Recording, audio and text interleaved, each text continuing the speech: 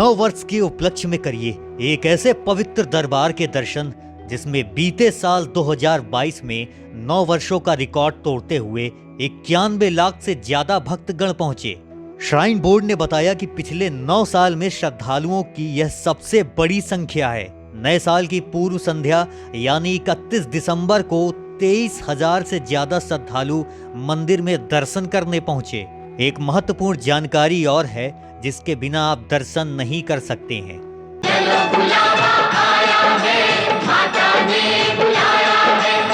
नमस्कार दोस्तों, media break में आपका स्वागत है।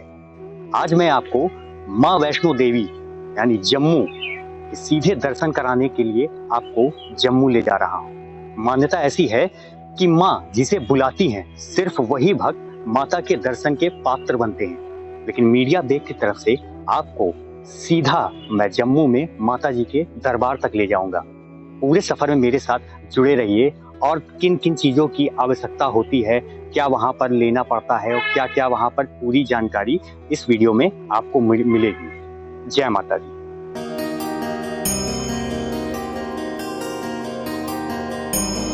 सफर शुरू हो चुका है दोस्तों और इस वक्त मैं मौजूद हूँ कानपुर सेंट्रल स्टेशन के प्लेटफॉर्म नंबर 3 पर। और आपको बता दूं कि इसी प्लेटफॉर्म नंबर से अभी जम्मू जाने के लिए जम्मू तवी आएगी और इसी में सवार होकर भक्तगण माता के दर्शन करने के लिए जाएंगे। और मीडिया ब्रेक की तरफ से मैं भी आपको पूरे दर्शन करवाऊंगा।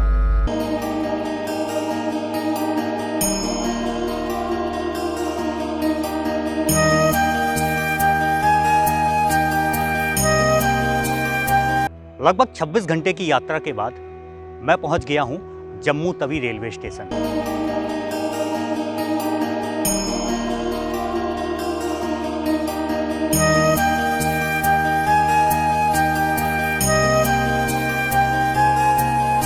इसी कड़ी में मैं आपको लेकर आया हूं टैक्सी ऑपरेटर्स यूनियन की टीम के पास, जहां से मैं आपको पूरा जानकारी दूंगा कि भक्तगण अगर जम्मू तवी आते हैं तो वह कटरा तक कैसे जाए, क्या क्या सुविधा है बस द्वारा या प्राइवेट टैक्सी द्वारा। तो इसी कड़ी बीच में हम बात करेंगे कैसे पहुंचा जा सकता है जम्मू तवी से कटरा तक। भैया मेरा नाम सागर शर्मा है। हाँ, मेरा टैक्सी ऑपरेटर यूनियन जो है हम लोग ट्रांसपोर्टर हैं और हम लोग जो हैं इधर 24/7 सर्विस देते हैं पूरे हिंदुस्तान के यात्रियों को।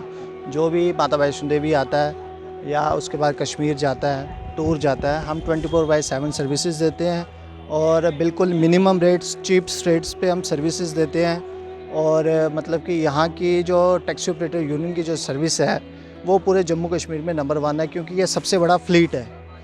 जम्मू जो टैक्सी ऑपरेटर यूनियन है वो जम्मू कश्मीर का सबसे बड़ा फ्लीट है। तो हम यहाँ पे सभी जितने भी ट्रांसपोर्टर्स हैं वो सभी अच्छी सर्विस देते हैं माता के भक्तों को। और जो भी यूपी से, दिल्ली से या जितने भी आउट ऑफ स्टेट से ट्रेन आती हैं हम उनके लिए 24 घंटे जो है हम तत्पर रहते हैं। आप टैक्सी की ही सुविधा देते हैं या फिर प्राइवेट बस भी, इसकी भी सुविधा आपके पास उपलब्ध है? भैया हमारा जो है टैक्सी ऑपरेटर यूनियन का स्टैंड है, हम लोग टैक्सीज़ की जो सर्विसेज देते हैं। तो यहाँ जो है जम्मू रेलवे स्टेशन में बस स्टैंड की सर्विसेज नहीं होती।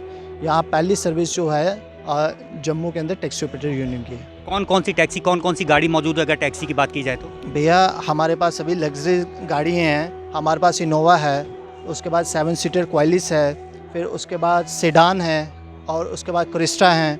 हमारे पास सभी लग्जरी गाड़ियाँ हैं। जम्मू तवी से कटरा की बात की जाए तो लगभग कितनी दूरी है? भैया जम्मू से कटरा कम से कम 50 किलोमीटर्स है। टैक्सी कितनी देर में पहुंचाती है?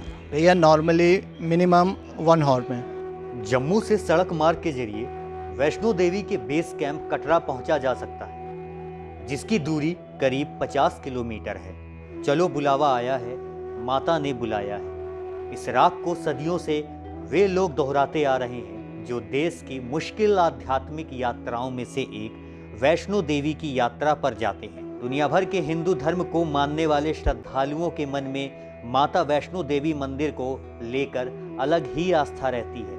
माता वैष्णो देवी मंदिर तक की यात्रा को देश के सबसे पवित्र और कठिन तीर्थ यात्राओं में से एक माना जाता है और इसकी वजह यह है कि माता का दरबार जम्मू कश्मीर स्थित त्रिकूट पर्वत पर एक गुफा में है, जहां तक पहुंचने के लिए 15 किलोमीटर की मुश्किल चढ़ाई करनी पड़ती है। नजदीकी रेलवे स्टेशन जम्मू और कटरा 2 हैं। देश भर के मुख्य शहरों से जम्मू रेल मार्ग के जरिए जुड़ा हुआ है। इसके अलावा वैष्णो देवी का बेस कैंप कटरा भी अब एक रेलवे स्टेशन बन गया है। जम्मू उधमपुर रेल रूट पर स्थित है श्री माता वैष्णो देवी कटरा रेलवे स्टेशन, जिसकी शुरुआत साल 2014 में हुई थी। दिल्ली के अलावा कई दूसरे शहरों से भी यहाँ तक सीधी ट्रेनें आती हैं। आप चाहें तो कटरा तक सीधे ट्रेन से आ सकते हैं और फिर यहाँ से माता के दरबार तक पैदल यात्रा शुरू कर सकते हैं। सुप्रभात दर्शकों, चलो बुलावा आया है, माता ने बुलाया है। ऊंचे पर्वत पे माता रानी ने दरबार लगाया है। जी हाँ, सुबह के 5:30 बज चुके हैं और मैं आपको सीधे माता रानी के दरबार तक ले आया हूँ। जिसका आपको इंतज़ार था, वो इंतज़ार अब ख़त्म हो चुका है। वैष्णो देवी माता की यात्रा करने से पहले उससे जुड़े कुछ पौराणिक कथाएं और तथ्य मैं आपको बताना चाहता हूँ। जब माता वैष्णो ने पार्वती और सरस्वती और लक्ष्मी जी का रूप लिया तो उन्होंने एक सुंदर राजकुमारी के रूप में अवतार लिया और इसी त्रिकूट पर्वत पर बैठकर इन्होंने तपस्या की थी। मैं आपको दिखाना चाहूँगा कैमरामैन से कि इस त्रिकूट पर्वत को दिखाया जाए। त्रिकूट जन कल्याण के लिए इस त्रिकूट पर्वत पर बैठकर तपस्या की थी। हालांकि अभी आपको पर्वत ये दिख नहीं रहा होगा, रात का समय है, लेकिन मैं पूरा पर्वत आपको अभी दिन में जैसे जैसे दिन बढ़ेगा, रोशनी होगी, उजाला होगा, पूरा पर्वत मैं आपको दिखाने की कोशिश करूँगा। अभी मैं आपको चढ़ाई की कुछ आवश्यकताएं, क्या क्या चीज़ों की आवश्यकताएं पड़ती हैं, भक्तगण जब आते हैं यहाँ पर क्या क्या चीज़ों की आवश्यकताएं पड़ती हैं, इसके लिए यहाँ पे दिशा निर्देश दिए गए हैं। जैसे स्वास्थ्य संबंधी दिशा निर्देश यहाँ पर दिए गए हैं। अगर आप माता वैष्णो देवी जी की पवित्र तीर्थ यात्रा पैदल करने की योजना बना रहे हैं तो सुरक्षित एवं स्वस्थ रहने के लिए पैदल यात्रा संबंधी निम्नलिखित सुझाव का पालन करें। इस तरीके की कई सारे तथ्य यहाँ पर लिखे हुए हैं। और हृदय रोगी की जांच की जाएगी, नब्ज की दर नियमित अंतराल से जांच की जाएगी, रुक रुक कर चलना, इस तरीके के कई सारे तथ्य यहाँ पर लिखे हुए हैं। दर्शन के आगे मैं जितनी भी कड़ियाँ जुड़ती जाएंगी, मीडिया बैग की तरफ से आपको पूरी कड़ियों के दर्शन कराते जाएंगे। मीडिया बैग की तरफ से मैं शिखर शुक्ला, जम्मू। यह मंदिर जम्मू और कश्मीर राज्य के जम्मू के रियासी मंडल में कटरा नगर के समीप स्थित है। यह उत्तरी भारत में सबसे पूजनीय पवित्र स्थलों में से एक है। मंदिर 5200 फीट की ऊंचाई पर कटरा से लगभग 12 किलोमीटर की दूरी पर स्थित है। प्रतिवर्ष लाखों तीर्थयात्री इस मंदिर का दर्शन करते हैं और यह भारत में सबसे मुख्य और सर्वाधिक देखे जाने वाले तीर्थ स्थलों में से एक है। इस मंदिर की देखरेख श्री माता वैष्णो देवी तीर्थ मंडल नामक न्यास द्वारा की जाती है। माता वैष्णो देवी के प्रहरी भगवान शंकर के अवतार हनुमान जी हैं और हनुमान जी के साथ भगवान शिव के ही अवतार भैरव बाबा भी हैं। भक्तगणों के बीच खासा उल्लास नजर आ रहा है माता के दरबार जाने का, क्योंकि ये चढ़ाई ऐसी है जिसमें दिव्यता की अनुभूति होती है। तो इसी कड़ी में मेरे साथ भक्तगण जुड़े हुए हैं। देखिए, कहाँ से आए हैं आप? बनारस से। कैसा लग रहा है माता के दरबार? बहुत अच्छा लग रहा है भैया, बहुत अच्छा लग रहा है। कहाँ से आए? कोलकाता से आए हैं। कोलकाता से? हाँ। पहली बार जा रहे हैं? नहीं, हम तो 10 बार जा चुके हैं। हाँ। इसी रास्ते से कैसा अनुभव रहा आपका? बहुत अच्छा अनुभव है। आते जाइए, देखिए कई सारे भक्तगण जुड़े हैं। जौनपुर से आए हैं। अच्छा, जौनपुर से आप आए हैं। हाँ, कितनी बार आ चुके हैं? क्या मान्यता है आपकी, आए हैं। ऐसे घूमने के उद्देश्य से आए हुए हैं? नहीं, माता जी का दर्शन के लिए आए हैं। चलिए, तो प्रेम से बोलिए, जय माता दी। सारे बोलो, जय माता दी। तो देखिए, दर्शकों में काफ़ी उल्लास नज़र आ रहा है आपको माता की चढ़ाई को लेकर। इसी कड़ी के साथ मैं आपको और भी बातें दिखाता जाऊंगा कि किन किन चीज़ों की ज़रूरतें पड़ती हैं। लाठी, डंडा, ये सब ज़रूरतें पड़ती हैं। खच्चर, पिट्ठू, इस तरीके की ज़रूरतें कितनी पड़ती हैं, किन किन लोगों को पड़ती हैं, आगे पूरी आपको जानकारी मिलेगी। जुड़े रहिए मेरे साथ। जय माता दी, जय माता दी, जय माता दी, जय माता दी, जय माता दी। अलीगढ़, उत्तर प्रदेश। सारे बोलो जय माता दी, जय माता दी, जय माता दी, जय माता दी, जय माता दी, जय माता दी।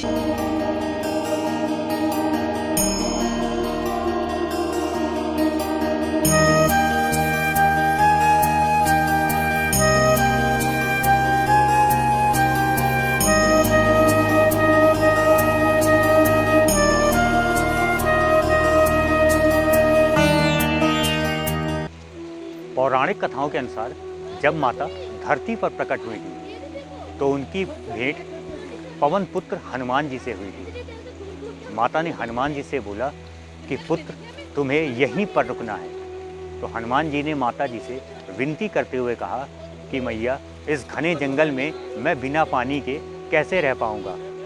तब माता ने अपने तरकस से बाण निकालकर यहाँ पर मारा और गंगा प्रकट की। तभी से इसी को बाण गंगा कहा जाता है। और एक तथ्य ये भी है कि माता ने अपने यहाँ पर केश धोए हैं, तो उसे बाल गंगा का भी नाम दिया जाता है। लोग यहाँ पे मान्यता के पत्थर रखते हैं, एक के ऊपर एक, एक के ऊपर एक। देखिए किस प्रकार से जगह जगह पत्थर रखे हुए हैं, लोग अपनी मन्नतें पूरी कर रहे हैं।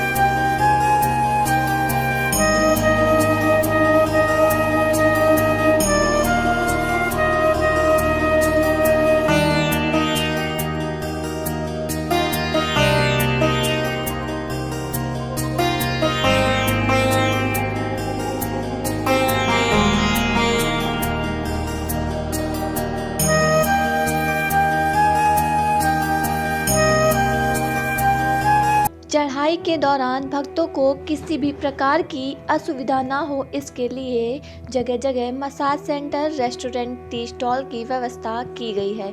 जगह जगह लाठी डंडों की भी व्यवस्था की गई है ताकि भक्तों को चढ़ाई के दौरान किसी भी प्रकार की कठिनाई ना हो।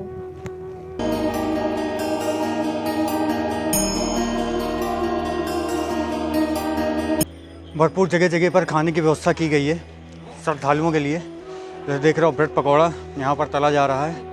कोई भी जगह जगह रुक के ऐसे वो कोई कठिनाई या वैसी बात नहीं है, बस माता के दर्शन की श्रद्धा होनी चाहिए। बाकी आप देख रहे हैं। चाचा कब से दुकान लगा रहे हैं यहाँ पे? 24 से 25 साल हो गया। जो भक्तगण आते हैं उसमें कितना उत्साह दिखता है, भक्तगणों में माता के दरबार जाने का कितना उत्साह होता है। बहुत अच्छा है, बहुत अच्छा होता है। भीड़ होती है, थोड़ा ऐसे निकल रहा है कि भीड़ कम है। अब छुट्टियों में भीड़ देखना बहुत बढ़िया है। 24-25 साल की पहले की बात करें और आज की बात करें तो कितना बदलाव आ गया है। बहुत ज़्यादा बदलाव आ गया। पहले इतनी दुकानें नहीं हुआ करती थी। 70-80% बदलाव आ गया। अच्छा अच्छा अच्छा।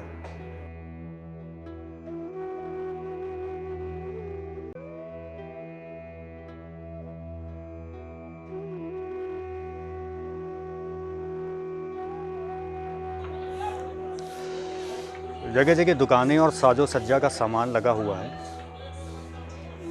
जो भी आपको ज़रूरत है, ज़रूरत की चीज़ें सारी यहाँ पे मुहैया हैं।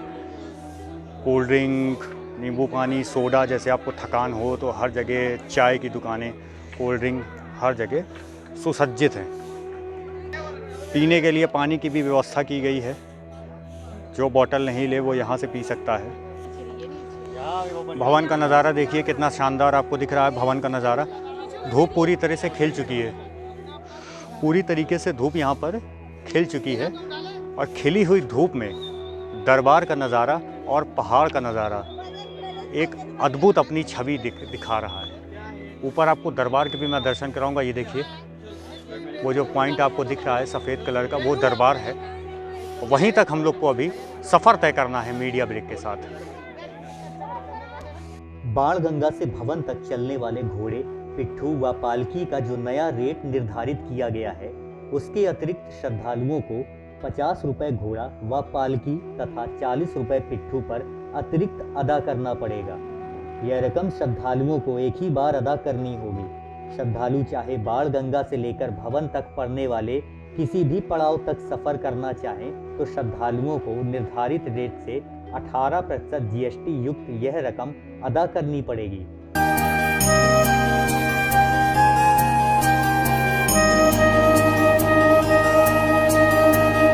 विश्व भर से सालाना आने वाले लाखों श्रद्धालुओं को श्राइन बोर्ड प्रशासन द्वारा कई तरीके की सुविधाएं दी जा रही हैं, जिनमें हेलीकॉप्टर सेवा, बैटरी कार सेवा, पैसेंजर केबल कार आदि प्रमुख हैं, पर कुल वैष्णो देवी यात्रा का करीब 80% श्रद्धालु पैदल या फिर घोड़ा पिट्ठू अथवा पालकी आदि की सुविधा लेता है।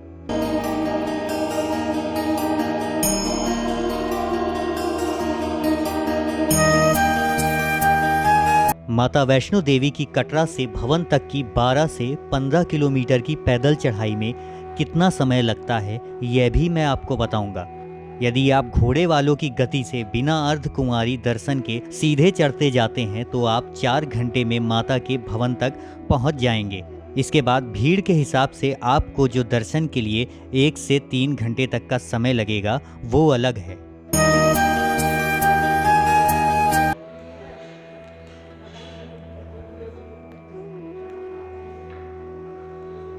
ये चरण पादुका मंदिर के अंदर मैं आ चुका हूँ और ये देख रहे हैं किस तरीके से यहाँ पे सजावट है और यहाँ पर सीधे माता जी के दर्शन हैं। चरण पादुका कटरा में चरण पादुका का धार्मिक स्थल तीर्थयात्रियों के बीच लोकप्रिय है, जो माता वैष्णो देवी की गुफा मंदिर में जाते हैं। माना जाता है कि यह सफेद मंदिर वह स्थान है जहां माता वैष्णो देवी वैष्णवी यह देखने के लिए रुकी थी कि क्या महायोगी गुरु गोरक्षनाथ जी के शिष्य भैरवनाथ अभी भी उनका पीछा कर रहे हैं। चरण पादुका मंदिर में माता वैष्णो देवी के चरणों की छाप एक चट्टान पर देखी जा सकती है। कटरा में पवित्र मंदिर 1030 मीटर की ऊंचाई पर स्थित है और बाणगंगा नदी और पुल से थोड़ी दूरी पर है। यह पहले एक छोटा मंदिर था, लेकिन अब इसे एक दर्शनीय और बड़े मंदिर में बदल दिया गया है। चरण पादुका की पौराणिक कथा भी है।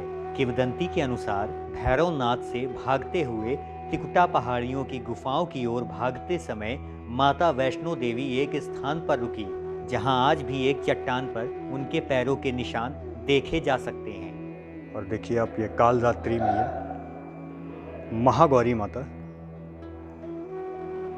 और ये सिद्धदात्री। तो इस तरीके से 9 देवियों का वास है। देख रहे हैं किस तरीके से ये मंदिर का नज़ारा मैं आपको दिखा रहा हूँ। यहाँ पर पूरी 9 देवियाँ साक्षात विराजमान हैं।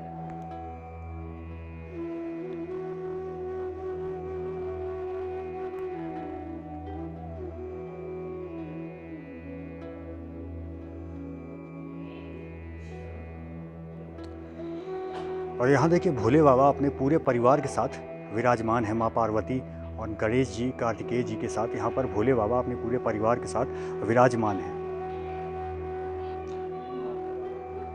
यहाँ पर पंडित जी ने जैसा बताया कि माता जी के साक्षात चरणों के दर्शन यहाँ पे आप कर सकते हैं। जी पंडित जी बताइए, क्या बता रहे हैं माता जी के बारे में?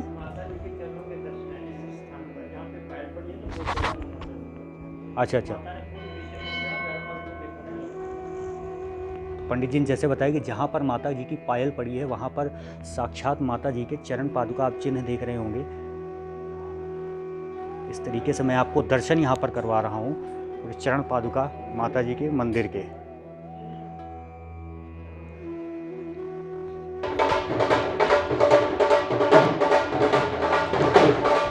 भक्तगण बहुत ही उल्लास के साथ माता दरबार की यात्रा के लिए चलते चले जा रहे हैं। और देखिए किस तरह यहाँ पर ढोल वाले भक्तों का उत्साह बढ़ा रहे हैं। ढोल वाले जो हैं वो भक्तों का लगातार उत्साह बढ़ा रहे हैं कि आगे अभी और भी लंबी यात्रा है, उसको पूरी करनी है। और यहाँ पर जो है देखिए किस तरीके से भांगड़े का डांस हो रहा है और आगे की यात्रा चल रही है पूरे तरीके से।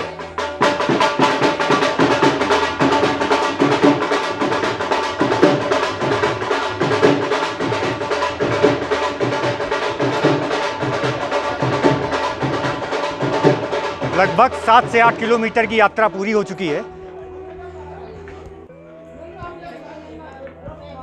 अभी चढ़ाई और शेष है। इसके बाद आपको अर्धकुंवारी माता जी के दर्शन होंगे।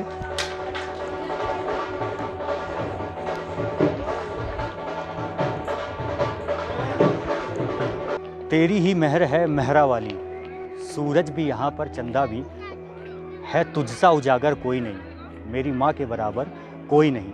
जी हाँ दर्शकों, लगभग 10 किलोमीटर की यात्रा तय करने के बाद मीडिया ब्रेक की टीम आ पहुंची है अर्धकुमारी मंदिर पर। अभी आपको बताना चाहूँगा, माँ का भवन 6 किलोमीटर अभी और शेष है यात्रा, जो कि आपको दिख रहा होगा पीछे माँ का भवन 6 किलोमीटर की अभी यात्रा और शेष है।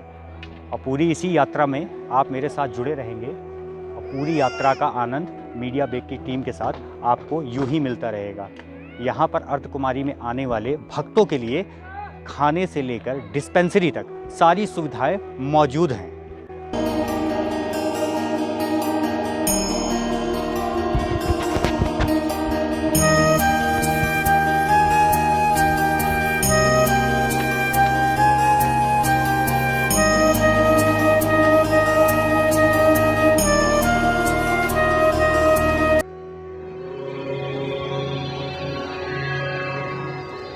यह गुफा माता वैष्णो देवी मंदिर के लिए लगभग आधे रास्ते पर स्थित है।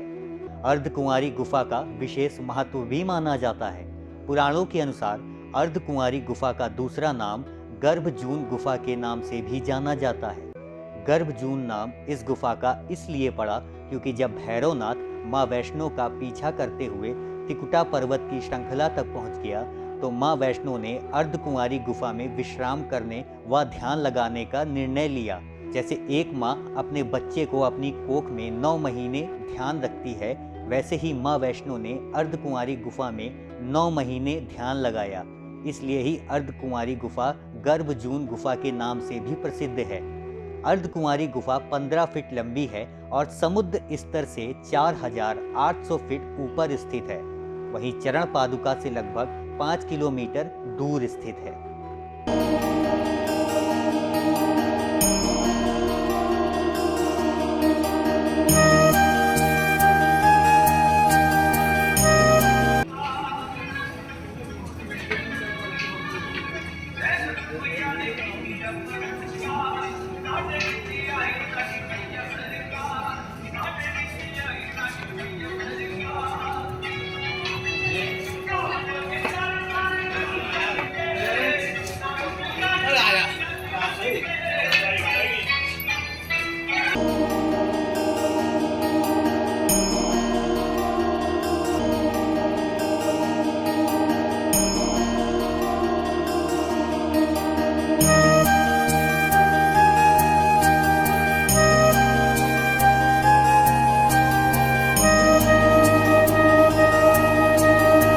भक्तों, जिस घड़ी का आपको इंतजार था, वो इंतजार की घड़ियां अब खत्म हो चुकी हैं, क्योंकि मैं आपको लेके आ चुका हूँ माता रानी के दरबार में। आप मेरे पीछे देख रहे होंगे दरबार का भव्य नज़ारा।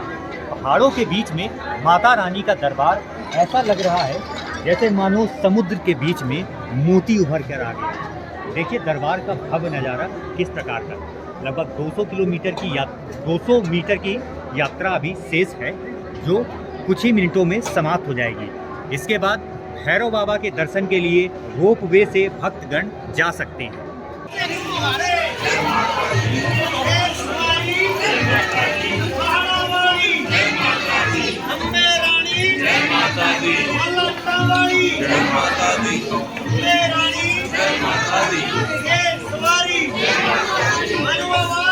ये है माता वैष्णो देवी दरबार की पवित्र गुफा, जिससे गुजरने के बाद भक्तों को मिलते हैं महाकाली, महालक्ष्मी और महासरस्वती के रूप में विराजमान तीनों पिंडियों के दर्शन ऐसा मानो जीवन भर की सारी थकान और दुख पल भर में ही दूर हो जाएं।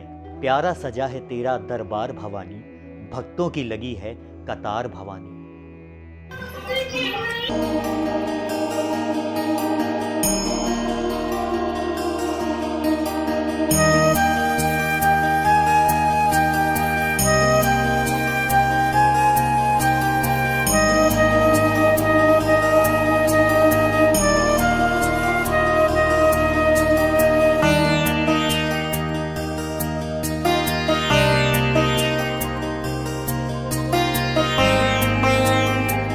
दिव्य कन्या के कहने पर श्रीधर ने समस्त गांव वालों को भंडारे का निमंत्रण दिया और अंत में गुरु गोरखनाथ जी और उनके शिष्य बाबा भैरवनाथ जी के साथ गोरखनाथ जी के अन्य शिष्यों को भी भोजन का निमंत्रण दिया गया। भंडारे में माता वैष्णो देवी कन्या का रूप धारण करके आईं और एक करछी और जादुई बर्तन से सबको उनकी इच्छा का भोजन देने लगी। जब वो भैरव के पास आईं तो भैरव ने खीर पूरी के स्थान पर मांस खाने और मदिरा पीने की बात कही। माता ने भैरवनाथ को बहुत समझाया किंतु उन्होंने एक ना सुनी। भैरव ने कन्या रूपी माता को जब पकड़ना चाहा तो वह कन्या भैरवनाथ से अपना हाथ छुड़वाकर त्रिकुट पर्वत की ओर चल दी। भैरव भी उनके पीछे पीछे आ गए। माता की रक्षा के लिए वीर लंगूर बालाजी महाराज थे। उन्होंने भैरवनाथ से युद्ध किया। जब वीर लंगूर निढाल होने लगे तो माता वैष्णो देवी ने महाकाली का रूप लेकर भैरवनाथ का वध कर दिया। माता को ज्ञात था कि भैरव की प्रमुख मंशा मोक्ष प्राप्त करने की थी। जिस स्थान पर माता वैष्णो ने भैरवनाथ का संहार किया था वह स्थान भवन के नाम से प्रसिद्ध है। इस स्थान पर माता महाकाली दाएं, महालक्ष्मी मध्य और महासरस्वती बाएं पिंडी के रूप में विराजमान है। उन्होंने भैरव को क्षमा कर दिया और कहा कि जो भक्त मेरे दर्शन के बाद तेरे दर्शन नहीं करेगा तो मेरे दर्शन भी अमान्य होंगे। इसलिए भक्त माता वैष्णो देवी के दर्शन के बाद 3 किलोमीटर दूर खड़ी चढ़ाई करके भैरव बाबा के दर्शन के लिए जाते हैं।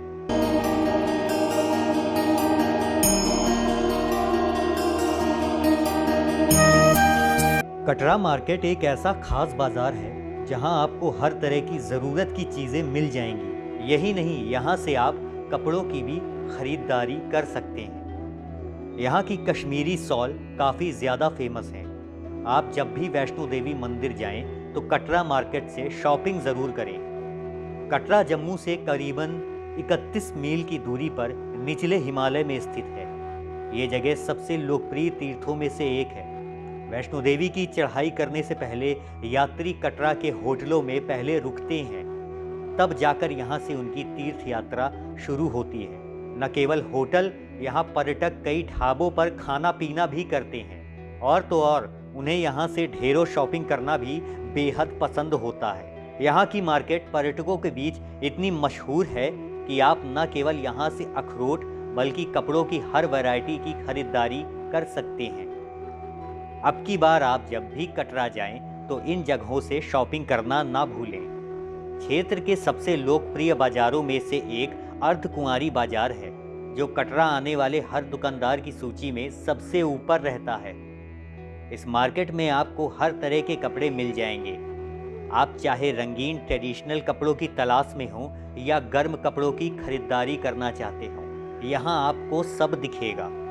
यहाँ की एक्सेसरीज जैसे ब्रोच, चूड़ियाँ, हेयर पिन और रंगीन मोटिव्स काफ़ी लोकप्रिय हैं। यहाँ आप अपने प्रियजनों के लिए धार्मिक स्मृति चिन्ह, पिकनिक और फलों की टोकरियाँ खरीद सकते हैं। यहाँ कई ढाबे भी हैं जहाँ आप खाने के लिए जा सकते हैं।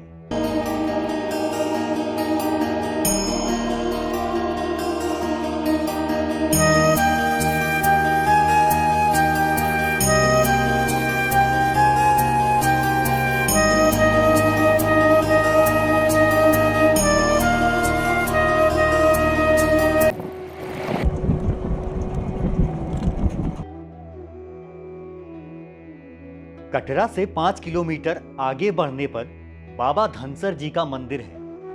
मान्यता है जब भगवान शिव अपनी पत्नी पार्वती को अमरता की कहानी सुनाने अमरनाथ गुफा गए तो अनंतनाग में अपने सर्पराज शेषनाग को छोड़ गए। शेषनाग मनुष्य रूप में वासुदेव के नाम से प्रकट हुए और उनके पुत्र का नाम धनसर था।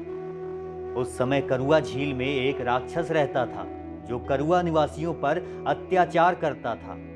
गांव वालों ने बाबा धनसर से सहायता मांगी। बाबा धनसर ने शिव जी का ध्यान लगाया, जिससे शिव जी आए और उन्होंने राक्षसों का वध कर दिया। आज करुआ झील पर बाबा धनसर का मंदिर है और पास ही शिव जी की एक गुफा भी है। तब से इस स्थान में पूजा करी जाती है और महाशिवरात्रि को मेला लगता है और श्रद्धालुओं की भीड़ रहती है। करुआ ताल में स्नान धार्मिक रूप से वर्जित है, लेकिन यहाँ से बहने वाली धारा में भक्तजन स्नान व पूजा करते हैं।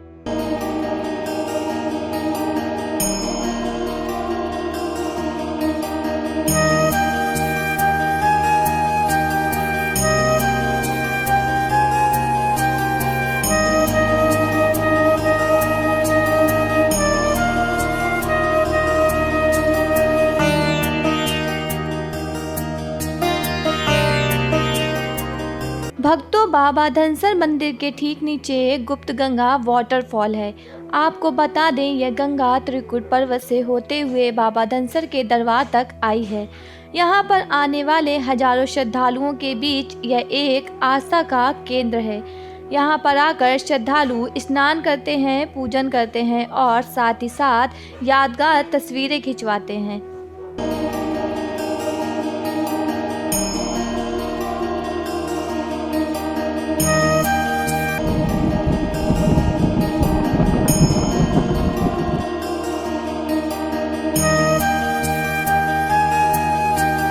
नौ देवी मंदिर अपने प्राचीन स्थान के लिए एक लोकप्रिय पर्यटक आकर्षण का केंद्र है, जहां यह उच्च श्रद्धा के लिए आयोजित किया जाता है। लगभग 100 सीढ़ियों की चढ़ान छोटी पवित्र गुफा तक जाती है। यहां आपको 9 देवियों के पिंड मिलेंगे, जो देवी दुर्गा के अवतार हैं, अर्थात शैलपुत्री देवी, ब्रह्मचारिणी, चंद्रघंटा, कूष्मांडा, स्कंद माता, कात्यायनी, महाकाली, महागौरी और सिद्धदात्री हैं। 9 देवी मंदिर के आसपास के क्षेत्र बहुत हरे और स्वच्छ हैं। यहाँ 2 गुफाएं हैं, एक में शिवलिंग और दूसरी में 9 देवियों का वास है।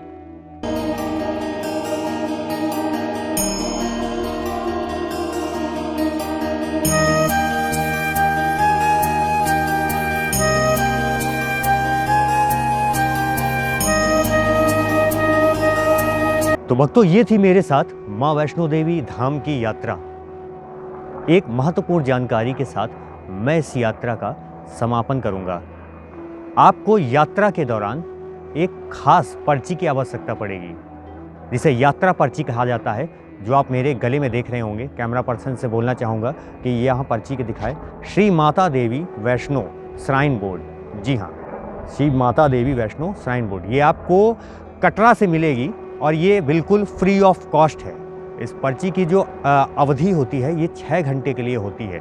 लेकिन यात्रा करने से पहले आप इस पर्ची को लेना ना भूलें, क्योंकि अगर आप ये पर्ची नहीं लेंगे, ये कार्ड नहीं लेंगे, तो आपको यात्रा नहीं करने दी जाएगी। प्रशासन आपको यात्रा से पहले ही रोक देगा।